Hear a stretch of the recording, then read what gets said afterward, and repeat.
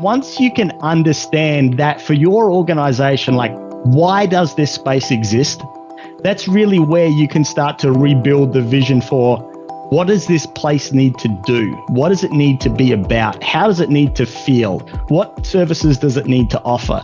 Who does it need to serve? Why does it need to serve them? This is the Workplace Innovator podcast, where we talk with corporate real estate and facility management leaders about the industry trends, challenges, and technologies impacting your organization. This show is powered by Eptura, the global work tech company providing software solutions for people, workplaces, and assets to enable you to work your world. Hey folks, welcome back to the Workplace Innovator podcast. I am really excited for this conversation, everybody. As you know, I was recently down under in Australia. I've been back for a month or two, but I miss those accents. The people talking down there really make me smile. So I had to reach out to someone who is here in the US. I've met him before. He is joining us today from New York City. Everybody, please say hello to Michael Przyszczula. Michael, welcome to the show. How'd I do with the name? You did pretty good, Mike. You did pretty well. I give you a 5 out of 5. Well done.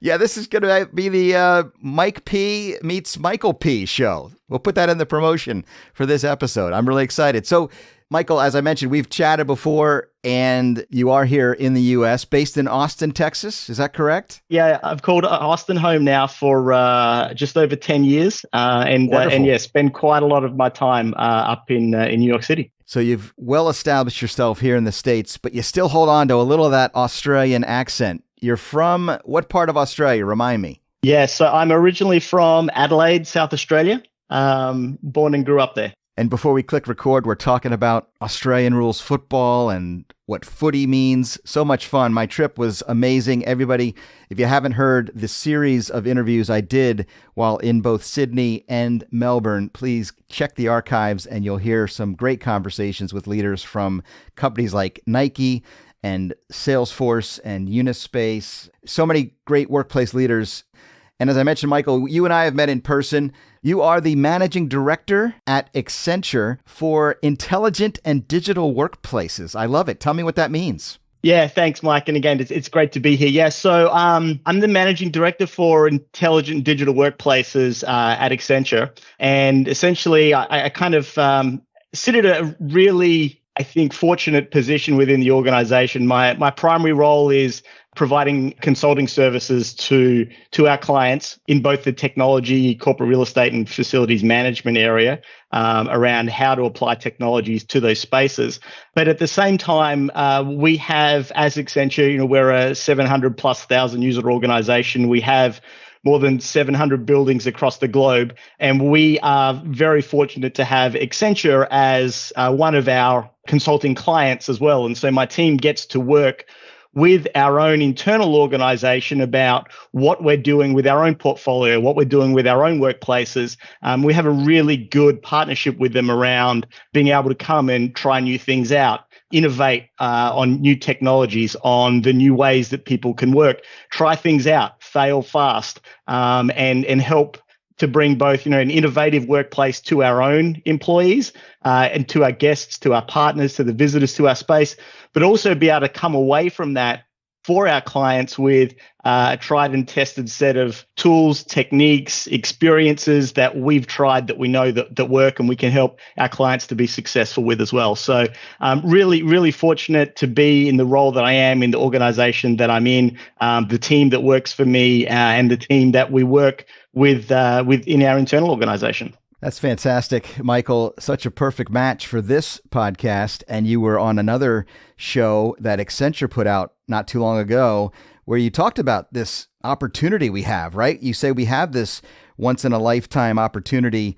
to redefine how people will work in the future. And I know that you believe technology plays a huge role in that. So we're going to get into all that here in a second. And now you got your own podcast in the works. You just launched a new show called Creating Smarter Spaces. Tell me about it. That's exciting. Yeah, thanks, Mike, and thanks for the plug. Yes, Yeah, you got it. launching a new podcast. It's online now. Smarterspaces.live.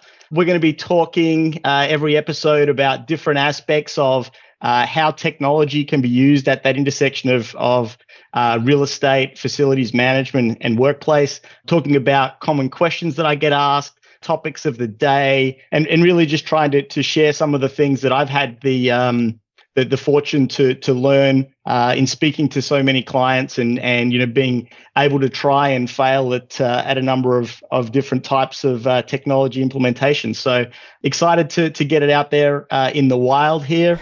And anyone that would like to listen in, you can find it, as I said, at smarterspaces.live. Well, that's wonderful. I'm always here to help promote fellow podcasters in the space, and I look forward to listening myself. But on this podcast, Michael, we have a unique way of digging into the personality of our guests, and I do it very quickly by asking about music. So I know you're ready for this question. You've heard the show before. What is your favorite type of music, artist, or song? Yeah, this is a great one, Mike.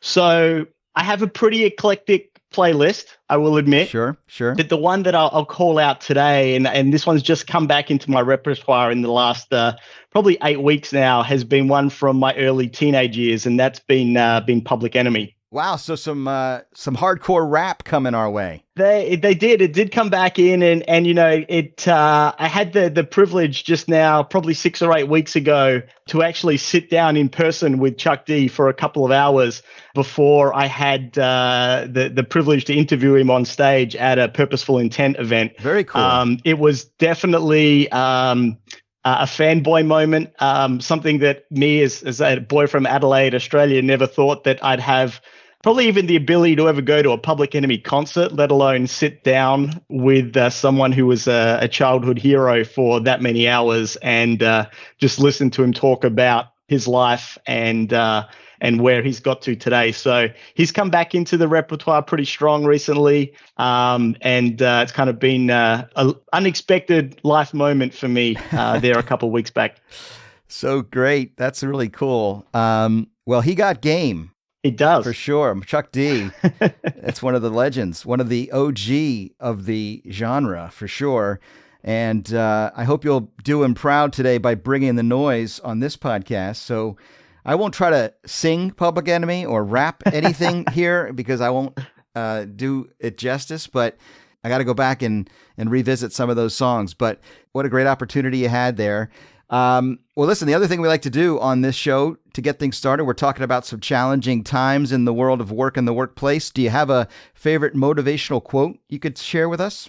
I do, yes. In my non-work time, I'm a ultra distance cyclist. Wow. And there's a quote from a legend of the sport, unfortunately passed away a number of years ago, named Mike Hall, and he used to write on the top of his bike when he would go on some of these epic rides to break some world records. He would write across the top of his bike, "Nothing worth anything is ever easy." And I think that applies to so many things that in life, whether it's sporting effort, whether it's, the challenges that we're going through is the industry right now, about do we just do the easy thing and try and get the workplace back to what it was before? Or do we do the hard thing and really think about the future of it? And do we make the investment to change both, financially, but also our own political capital in pushing for what we think the right thing is? Really good. So that one I think is really relevant and kind of sticks in the back of my mind for many things. Absolutely. Perfectly aligned with what my audience is thinking about these days here in the middle of 2023. So I want to get into it with you here, Michael, because my audience wants to know what you're hearing from your clients, what you're thinking about, what is top of mind, what should we be valuing. We have unlimited projects we could work on in the facility management and real estate community, but what are you most focused on today? Yeah, great questions. And so, for me, running a client facing, consulting organization, we're obviously focused on where our client pain points are. And today there's two main ones that I see coming up again and again. One of them is strategic and one of them is more tactical. The strategic one that I'm seeing right now a lot is, help me understand what's actually going on in the spaces that I've got, right? Who's coming back? When are they coming back? How are they using spaces? Why are they coming back? And all of those questions are really focused around help me understand how to make the right decisions about the portfolio that I've got, right? Do I have enough space? Do I have too little space? Do I have too much of the wrong space? Do I not have enough of the spaces that I need? So really helping them understand how to get the right information to help them make the right decisions, with a level of certainty and a really good level of conviction that they can go and go to their executives and in many times, up to the board and say, we're going to spend 200 or 300 or 400 million dollars to execute this change in our strategy. And we're going to be able to return some money back to the organization, put some money back to the bottom line, which is obviously important where we are in the economy today. But we're also going to unlock some money for us to be able to invest in the spaces that we're keeping. And how do we make those spaces, places that people really want to come back to, places that are valuable and places that are giving our employees and our visitors and our partners the types of spaces that will work for them in the way that they're working now. Yeah, that's good stuff. So you mentioned there's a second trend you're seeing. What is that? Yeah, so Mike, the second one is a lot more tactical, and this is really around collaboration spaces. We're seeing a lot of organizations, and I don't think this is going to be a surprise to anybody either. As more and more people are coming to the office, all the data tells us, surveys tell us that people are coming to the office to collaborate. They're coming to work with other people, and there is still, the vast majority of meetings are happening with some type of remote participant. Organizations are finding that the collaboration spaces that they had in 2018, 2019, early 2020 really weren't set up to work really productively in a hybrid environment, for an extended period of time. And so investments in how do we improve conference room experience, right? That experience of coming into the office for a specific purpose, for a specific meeting, and making sure that activity is as productive, if not more productive, than you can do when you're sitting at home in the office. And so we're seeing a lot of work and a lot of investment being put into making conference rooms really hybrid ready. Yeah, interesting. Fantastic. Michael, the other thing I know you're an expert in and you're passionate about the way technology can have a big impact on the world of facility management and the workplace. What are the tools that my audience should be considering, thinking about, and maybe what's on the horizon that you're excited about? Yeah, great question. And you're right, Mike, this hits right to the heart of what I love. And so, honestly, today, I think there's actually too many tools out there. And I think there's more importantly, or more challenging, is there's too many silos between those tools, right? What we see though is that some of this goes back to what I mentioned before is there's a lack of clear vision around what technology needs to be used for. And I really think that this is where I encourage, our clients and the people that I speak to take that step back and really ask yourself, what's the purpose of the workplace now, right? And really fundamentally get down to the nuts and bolts of it. Why does the space exist? What do we need it to do? What capabilities do we need to provide both for our teams that are running the space, but also for the teams and the people that are coming in to consume the space?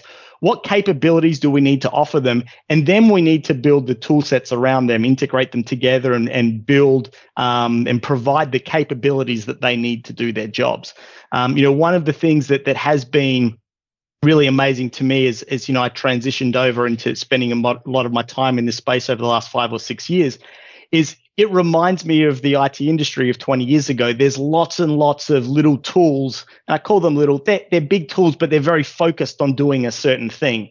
There's Sure. lots Yeah. of products out there. Prop tech is a huge market. You see these slides with, 10, 20, 30, 50 different logos of all these different companies out there. And we speak to organizations that have implemented this tool and something else tool, but without a real concise understanding of why have we got them there? What's the purpose of them? And how do they fit into the why of the workplace, right? Absolutely. How do they fit into providing the services that the employee or the guest need, or the services that my team needs to run the office?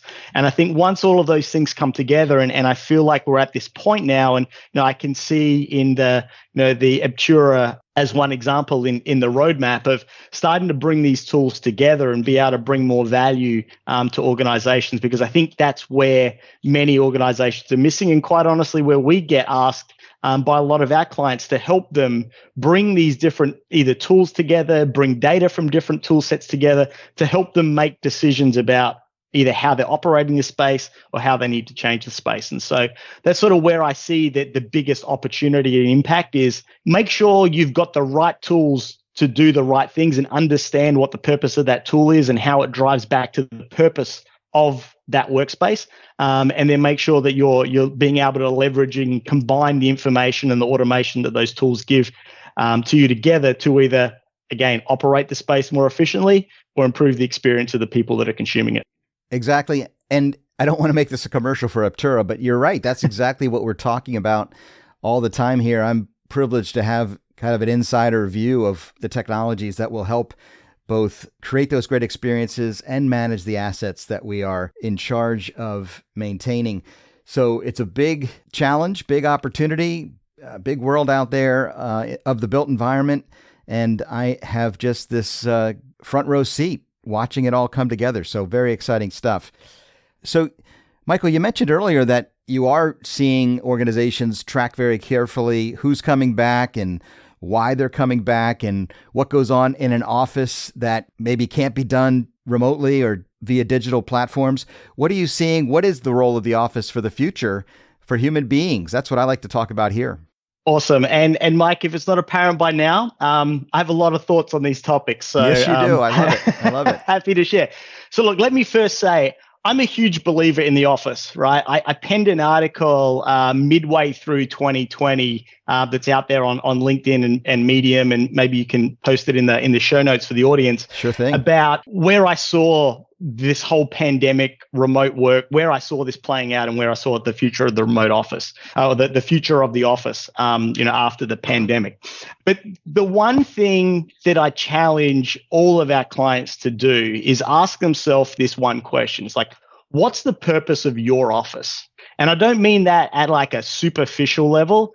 For those of you that are familiar with, the 5 whys exercise, you ask yourself why, and then you ask yourself why again. Really challenge people to go deep. And once you can understand that for your organization, like, why does this space exist? That's really where you can start to rebuild the vision for what does this place need to do? What does it need to be about? How does it need to feel? What services does it need to offer? Who does it need to serve? Why does it need to serve them? And I think that that's really where the future of the workplace is going, right? It's around existing for people. I've always said the workplace is about people. It's about people. It's about why they choose to come there or why they're attracted to be there. What can they do there, and making sure that you can provide them with the best product, because at the end of the day, you're serving up a product to them the same way you're serving them up, in the US, a health insurance plan, or the type of laptop that they get from IT or whatever. You're serving them up a workplace product, that you can build them this product that they're attracted to, that they can provide productivity back to the organization in, that helps you build the type of community, that helps you communicate your brand, that makes you help people feel like this is my home, this is where I belong, this is where my people are. And so that's sort of where I see, the future of the workplace is having this opportunity to reimagine why each space exists, what does it do, and really make it not just about a white collar factory, which is, what the vast majority of workplaces were up until now. That's so well said, Michael. Thank you for sharing it. Wow, I just looked at the clock. The time has escaped us. It's going by so fast, but I want to ask you one final question. Do you have any advice for my audience as we head into the future of work together? I do, Mike. You did steal my line from me earlier, but I am going to reiterate it because I think it's the question of the day, right? And I do really believe that we have this once in a lifetime opportunity to define the way that people work, possibly for many generations to come. And so, my question to your audience, or my challenge to your audience, really, Mike, is will they take the opportunity? There you have it, everybody. I say it all the time here. I hope we are inspiring you to be a workplace innovator. And as an FM and real estate professional, you do have a unique opportunity. You know the people, you know the places, and there is a desperate need to understand how we best deliver on the needs of our people. That's what we're all about, the human experience and how the workplace can create an environment of great community and culture and productivity. So that's what we do on this show. And Michael, you have been a fantastic guest to reinforce some of those ideas and expand on them. So I want to thank you so much for taking time to join me here on the Workplace Innovator podcast. Been a pleasure, Mike. Thank you so much. And I look forward to hopefully running into you in person somewhere on the planet soon. Somewhere on the planet. Yes, indeed. Let's do it. And there you have it, everybody. Michael Petrusky of Accenture, sharing just a few of his ideas as he is helping corporations create the places where people love to work. And I will share some links in the show notes to help you connect with Michael, learn more about his podcast and the work he is doing with his clients at Accenture. Such good stuff.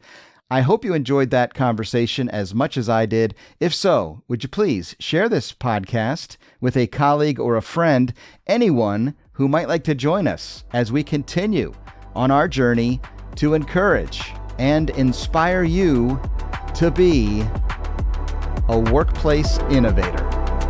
Peace out. You've been listening to the Workplace Innovator podcast, powered by Aptura, the epicenter of the future of work. For more about how we help organizations to engineer a thriving environment by enhancing their employee experience, workspaces, and asset value, please visit aptura.com.